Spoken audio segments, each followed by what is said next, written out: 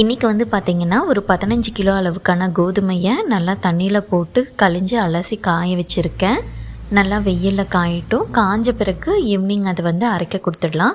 Mostly நம்மக்கிட்ட வந்து கோதுமை மாவில் தான் கேக் கேட்பாங்க. பேக்கெட்டில் வாங்கி பண்ணுறதை விட இந்த மாதிரி நம்ம வீட்லேயே அரைச்சி பண்ணும்போது கேக் இன்னுமே சாஃப்டாக வரும். அதுக்காக தான் இந்த ப்ராசஸ்.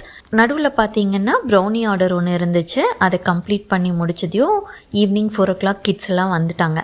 நம்ம கோதுமையும் நல்லா காஞ்சிடுச்சு. அதை வந்து இந்த மாதிரி டின்னில் போட்டு அரைக்கிறதுக்கு கொடுத்து விட்டுட்டேன். ஹஸ்பண்ட் போய் அரைச்சிட்டு வந்துட்டாங்க.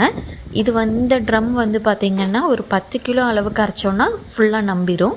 பட் 15 கிலோனுங்காட்டி கூடவே ஒரு பெரிய சம்படமும் கொடுத்து விட்டுருந்தேன். ரெண்டுலேயுமே ஃபில் ஆகிட்டு வந்துடுச்சு.